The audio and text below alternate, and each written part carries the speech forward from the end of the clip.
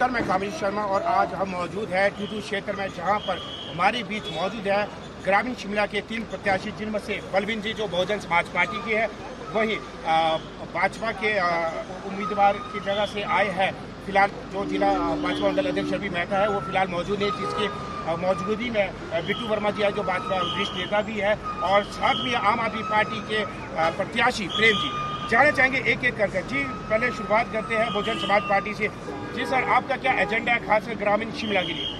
Agenda हम लोगों का यही है कि हम लोग सभी लोगों को रोजगार दें जी, और सभी को शिक्षित लोगों को रोजगार दें। जी, ये हमारा मेन मुख्य एजेंडा जी। रोजगार के अवसर के दौरान कौन कौन से रोजगार आप आने वाले समय में देंगे? हर फील्ड में जिस तरह के भी लोग हमारे पास आएंगे उसी तरह का हम रोजगार प्रदान करेंगे। जी। और हमारे बीच मौजूद है ग्रामीण शिमला के प्रत्याशी प्रेम ठाकुर जी। प्रेम ठाकुर जी, यदि बात की जाए दिल्ली की बात, पंजाब में जिस तरीके भारी बहुमत से सरकार बनी है भगवंत मान जी की, और यदि देखा जाएगा कि जो उस दिल्ली की बात की जाए तो 200 यूनिट बिजली है, वही पंजाब में 300 यूनिट है। अगर बात की जाए फ्री ट्रैवल की तो महिलाओं को पूर्ण रूप से, और शिक्षा और क्षेत्र भी उसके कार्य। इसके अलावा क्या क्या कार्य करेंगे यदि हिमाचल प्रदेश में जीतते हैं? हिमाचल प्रदेश में मेन समस्या जो है वो तो बेरोजगारी की है जी। युवा बहुत परेशान है बेरोजगारी की वजह से। दूसरा जो गांव के क्षेत्र है वहाँ पर जो मेन है वहाँ की सड़कें, पानी की समस्या, क्योंकि हमारा शिमला ग्रामीण जो विधानसभा क्षेत्र है ये कृषि पर निर्भर है और यहाँ पर पानी की बहुत दिक्कत है। तो जो भी फसलें हैं वो उतनी उपज नहीं हो पाती पानी की कमी की वजह से जितनी होनी चाहिए। और हमारे बीच मौजूद है बिट्टू वर्मा जी। जी आपका क्या एजेंडा, खासकर उसके बाद वाद विवाद करेंगे कि किस की क्या कमी रही? जी बिट्टू जी, आपका स्वागत है।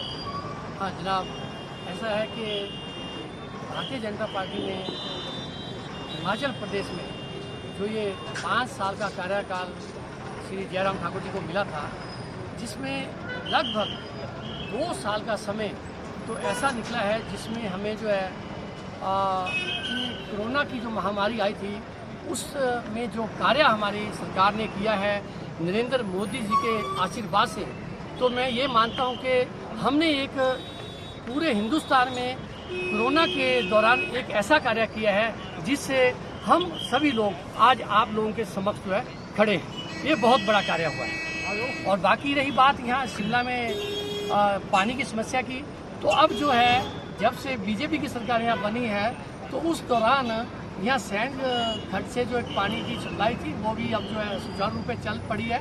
हाँ, बरसात में थोड़ी दिक्कत आई थी, जब जो बहुत ज़्यादा बारिश हुई है उसमें जैसे उन नदी नालों में पानी ज़्यादा आ गया, उस वजह से कुछ पंपों में दिक्कत आ गई थी। अदरवाइज जो है पानी की जो समस्या है लगभग 90% जो है इस वक्त जो है सुचारू रूप से जो है चल रही है। जैसे कि प्रदेश के मुख्यमंत्री जयराम ठाकुर ने एक बयान दिया था कि इस बार हम सरकार नहीं जबकि 5 साल बाद रिवाज बनी, कहाँ तक आप इसको सहमत बनते हैं? यदि बात की जाए स्वर्गीय वीरभद्र सिंह जो कि 6 बार मुख्यमंत्री रहे हिमाचल प्रदेश की, वह भी मिशन रिपीट नहीं कर पाई, ऐसे में क्या एजेंडा रहेगा खासकर भाजपा का? देखिए ऐसा है, मैं कोई हवा में बात नहीं करूँगा। जैसा आप सभी को मालूम है कि हिमाचल में क्या हर एक स्टेट में जो है बीजेपी ने एक गरीबों के लिए जो है घर की योजना जो है लागू की थी, वो भी जो है जहाँ तक काफ़ी हो सका जो है वो भी लोगों को घर जो है बनाकर दिए गए हैं, उसके लिए पैसा दिया गया है। और सबसे बड़ी बात है कि जो हमारी महिलाएं हैं, शौचालय की बहुत दिक्कत थी, जो इसको सबसे पहले जो है मोदी जी के सहयोग से जो है प्रदेश में जो है हिमाचल को इससे जो है मुक्त कराया गया। और उसके बाद हमारी सरकार ने पूरे प्रदेश में घर घर जल और नल की जो है योजना है उसको जो है लगभग 99% जो है उसको पूरा किया है। और आप कहीं भी देखिए तो किसी भी गांव में हमारे जो नलके लगे हैं वहाँ की जो पाइप्स वगैरह भी है, जो भी खर्चा है वो सारा जो है जयराम सरकार ने जो है उठाया है। जिस से बात की जाए बहुजन समाज पार्टी और आम आदमी पार्टी ने कहा कि हम रोजगार के क्षेत्र में उत्कृष्ट कार्य करें, आने वाले समय में किस तरीके से आपका रहेगा एजेंडा की?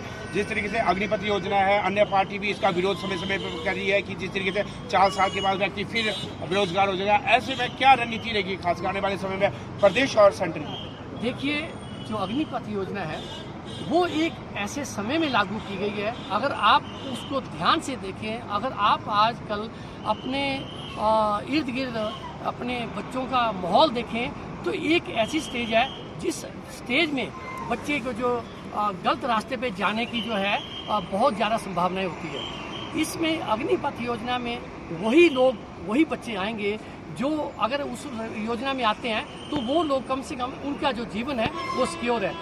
इसमें मैं कहता हूँ कि जिन्होंने भी विरोध किया था उसमें कोई भी जो है ना तो उसमें कोई बच्चे थे ना कुछ थे, विरोध करने वाले सिर्फ और सिर्फ मोदी विरोधी लोग थे, बाकी कोई नहीं था इसमें। बलवंत जी जानना चाहेंगे कि बहुजन समाज पार्टी का क्या मत है इसके ऊपर जो अग्निपथ योजना है खासकर? अग्निपथ योजना जो है वो एक देश को बनाने वाली योजना है। उसमें एक जो हमारे बेरोजगार युवक हैं उनको भटकाने वाली योजना है।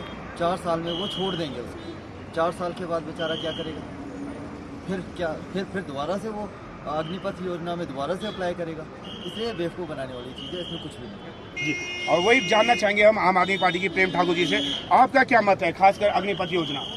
अग्निपथ योजना जो है युवकों को भटकाने वाली बात है, इसके अलावा कुछ भी नहीं है। क्योंकि जो उनका पढ़ाई का टाइम था जिसमें उन्होंने संघर्ष करना था उसमें तो वो उनको 4 साल के लिए कर लेंगे, लेकिन उसके बाद वो क्या करेंगे इस बारे में कुछ नहीं सोचा गया। उसके बाद वो ना पढ़ सकते हैं, ना उनका आगे भविष्य जो है वो एक तरह से अंधकार में है। यदि बात की जाए, अन्य पार्टी ने भी बार बार विरोध लगाया, जैसे बहुजन समाज पार्टी साहब ने कुछ समय पहले इंटरव्यू लिया था। इनका कहना है कि जो दिल्ली की सरकार, केंद्रीय अरविंद केजरीवाल बार बार कहते हैं कि हमने शिक्षा और स्वास्थ्य क्षेत्र में उत्कृष्ट कार्य किया, लेकिन कुछ चुनिंदा विधानसभा क्षेत्र में ही हुआ है, अन्य स्कूलों की स्थिति बदतर है। इसको विस्तार पूर्वक से बात करें। जी सर। स्कूल की तो बात ये है कि ये 2-4 स्कूल दिखा देते हैं और उसमें बहुत अच्छी अच्छी बातें कर देते हैं और उसके बाद कहते हैं कि यही है हमारा। बाकी आप दिल्ली में बहुत सारे स्कूल हैं जो बगैर छत से चल रहे हैं। जी जी। तो उनके बारे में क्या कहेंगे? जी सर, बिट्टू वर्मा जी, इसके बारे में आप भी थोड़ा विस्तार पूर्वक बताइए। देखिए, जहाँ तक ये स्कूलों की बात है तो दिल्ली में जो ये आम आदमी पार्टी जो कार्य कर रही है इसमें ज़्यादा जो है सिर्फ दिखावे का काम है। ग्राउंड पे जितना ये लोग हाईलाइट कर रहे हैं वो ग्राउंड पे नहीं है। रही बात अब मैं अपने अगर हिमाचल के स्कूलों की बात करूँ तो हिमाचल के स्कूलों में शिक्षा का स्तर जो है वो बेहतर हुआ है और जहाँ भी आप देख लीजिए गवर्नमेंट स्कूल है, कुछ भी है, उनको जितना भी हो सकता है जो भी वहाँ लोकल डिमांड्स है, चाहे वो वहाँ की जो कमेटी है उनकी डिमांड है या प्रधान की डिमांड है, एमएलए की डिमांड है, उस तरीके से वहाँ पर उन टीचरों को भेजा जा रहा है और उन सब्जेक्ट की जो क्लासेज है वहाँ पे लग रही है, जिससे हमारा जो हिमाचल में जो एजुकेशन शिक्षा के जो स्तर है वो अब काफ़ी अच्छा हो चुका है, बहुत अच्छा हो चुका है पहले से। जी सर, इसके जवाब में आप क्या कहेंगे? जिस तरीके से देखा जा रहा है, जो इनके आरोप है, खासकर चुनिंदा ही क्षेत्र ऐसे विधानसभा क्षेत्र जहाँ पर अच्छे स्कूल है और उन्हीं को ही बार बार हाईलाइट किया जाता है, इसके ऊपर आपका क्या कहना है? ऐसा कुछ भी नहीं है कि चुनिंदा क्षेत्र है। इसकी जो शायद आपने पत्रिका देखी है जो अमेरिका से छपती है उसमें भी इसका जिक्र हुआ है। वो लोग तो झूठ नहीं बोलेंगे। जहाँ तक हिमाचल के स्कूलों की बात ये करते हैं कि हिमाचल में जो है शिक्षा का स्तर अच्छा है, अगर इतना अच्छा स्तर होता तो लोग अपने बच्चे प्राइवेट स्कूलों में क्यों डालते? क्योंकि यहाँ के जो स्कूल हैं, गवर्नमेंट स्कूल है, उनकी जो दशा है, मैं शिमला ग्रामीण के हर क्षेत्र में घूमा हूँ, उनकी दशा ये है कि छत नहीं है किसी स्कूल में, कहीं टीचर नहीं है, बैठने का कोई प्रावधान नहीं है और बहुत बदतर हालत स्कूलों की है हिमाचल। जी सर, आपका इसका कहना है? ये बारी बारी सबके पास आएंगे। देखिए, ऐसा है जैसा भाई साहब ने अभी कहा कि शिमला में स्कूलों की हालत जो बदतर है या स्कूलों में प्राइवेट स्कूलों में बच्चे जा रहे हैं, तो देखिए मेरा एक सीधा सा सवाल है, हम खुद सरकारी स्कूलों में पढ़े हैं, तो मैं एक आपको बात करूं, आजकल एक जो है सिस्टम, एक कल्चर है हमारे, खासकर शिमला का क्या गांव का भी कुछ कल्चर, सारा नहीं, कुछ कल्चर ऐसा बन चुका है, एक देखा देखी का प्रोग्राम हो चुका है।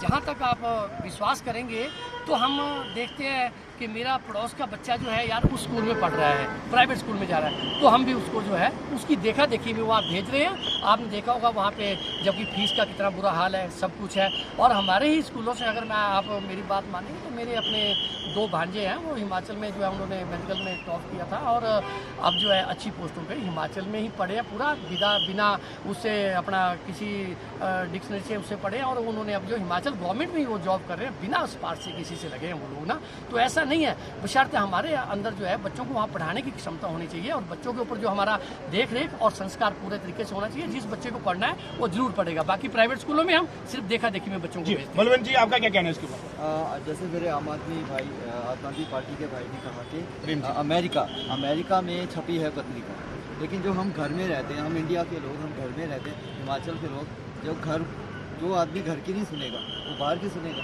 हम कह रहे हैं कि जो बच्चे बगैर छत के पढ़ रहे हैं उनका क्या है, वो कौन है? जी, अब शिक्षा की बात की जाए, अक्सर देखा जाता है कि प्रत्येक व्यक्ति को सरकारी नौकरी चाहिए, लेकिन वो अपने सरकारी स्कूलों में बच्चों को नहीं जाए। वही स्वास्थ्य की बात की जाए, जब कोई बड़ा लीडर, सांसद, एमएलए या आईएएस ऑफिसर बीमार होते हैं तो वो प्राइवेट हॉस्पिटल में इलाज करने के लिए जाते हैं, लेकिन वो उसमें नहीं आते। इसके ऊपर आपका क्या कहना है प्रेम जी?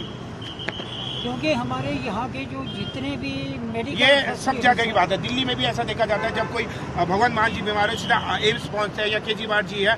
इसके ऊपर आपका क्या कहना है? खासकर जो बड़े लीडर की बात की जाए, अगर उनको इतनी ही अपनी मजबूती है, इतनी ही शिक्षा और स्वास्थ्य के ऊपर विश्वास है, फिर वो प्राइवेट के लिए क्यों क्षेत्र की तरफ जाते हैं या हॉस्पिटल में जाते हैं, स्कूलों में जाते हैं? प्राइवेट के लिए इसलिए जाते हैं कि वो सोचते हैं कि शायद प्राइवेट में हमें जो है फैसिलिटी अच्छी मिल जाएगी और हमारी जान बच सकती है, लेकिन वो आम आदमी के बारे में नहीं सोचते कि इनके साथ क्या होता है। नहीं, इसमें आम आदमी पार्टी की भी बात की जा रही है, उसमें जो बड़े लीडर है वो भी प्राइवेट हॉस्पिटल में ही इलाज कराने जाते हैं।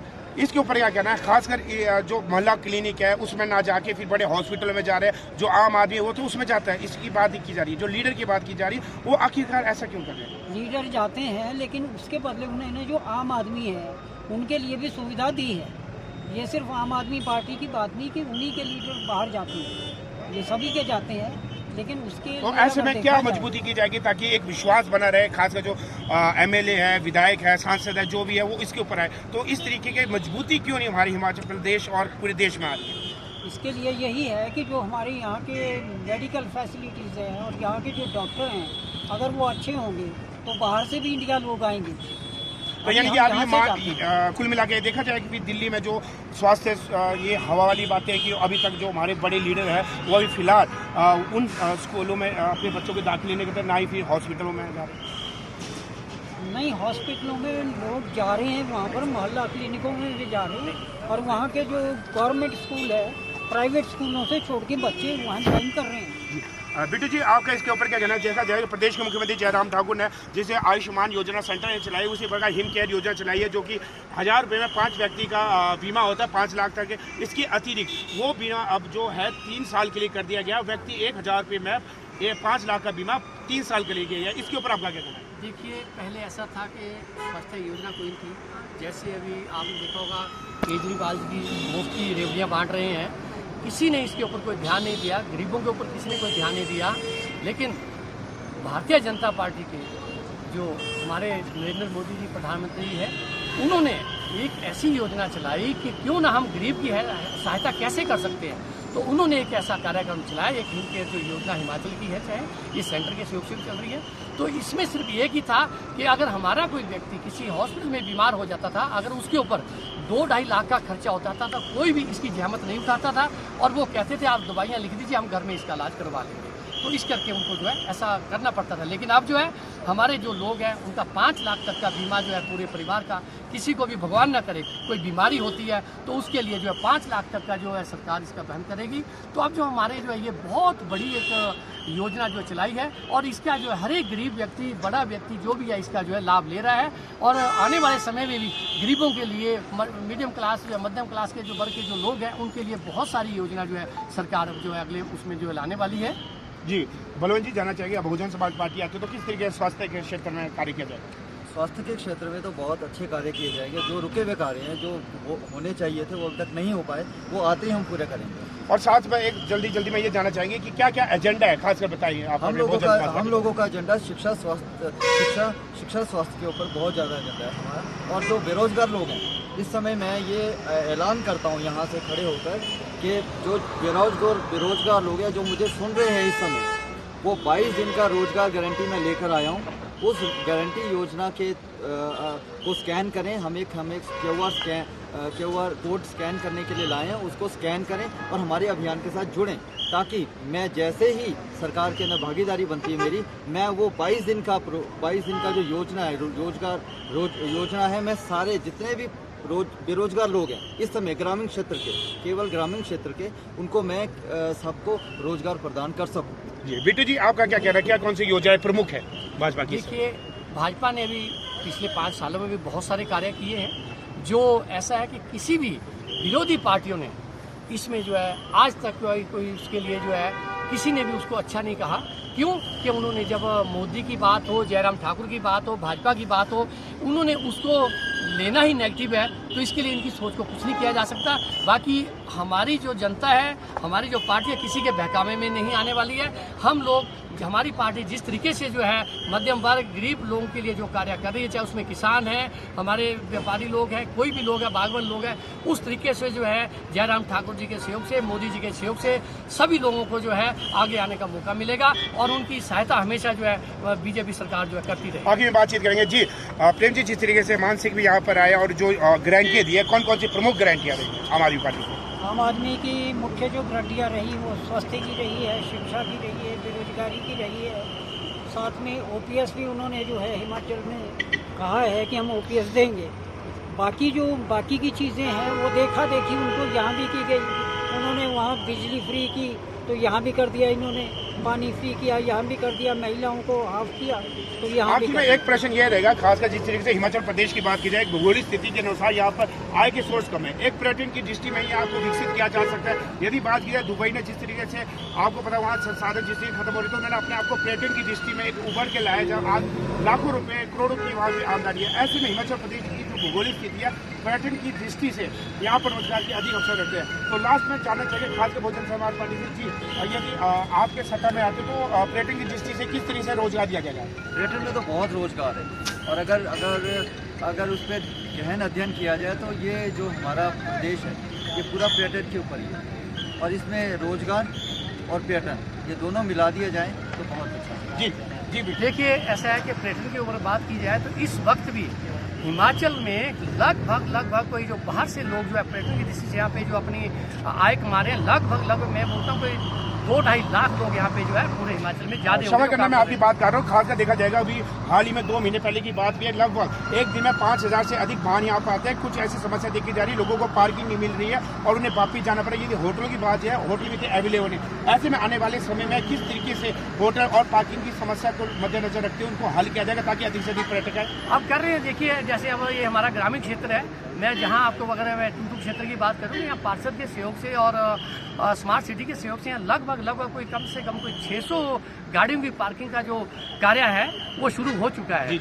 कुछ कार्य है जो फॉरेस्ट की वजह से थोड़ा लटका है, वो भी धीरे धीरे हो जाएगा, समय लगता है, लेकिन लगभग 600 गाड़ियों का यहाँ पर हो जाएगा। और रही बात जैसे आपने पर्यटन को बढ़ावा देने की कही, तो उसमें B&B के जो हमारे यहाँ के जो भी बेरोजगार लोग हैं वो अपने घरों में 5-6 कमरों की उनको जो परमिशन है वो बिना किसी उससे जो है HP गवर्नमेंट से मिल रही है, टूरिज्म से मिल रही है, वो अपना खोल के जो है बढ़िया काम चला रहे हैं। जी प्रेम जी, लास्ट क्वेश्चन आपका, पर्यटन की दृष्टि से क्या उत्कृष्ट कार्य किया जाएगा यदि आप आम आदमी पार्टी यहाँ पर सत्ता में? पर्यटन की दृष्टि से ये है कि जो शहरों की भीड़ है, अगर टूरिज्म को हम बढ़ावा देते हैं ग्रामीण क्षेत्रों में, तो एक तो बाहर के लोग आके यहाँ शांति महसूस करेंगे और दूसरा साफ सफाई का और ये जो पार्किंग की समस्या है हमारी, ये सारी समस्याएं खत्म हो सकती हैं। जी, जिस तरीके से हमने बातचीत की, तीनों ही प्रत्याशी से जो कि कांग्रेस यहाँ मौजूद नहीं रहे, ऐसे में सभी ने अपने एजेंडे बता दिए।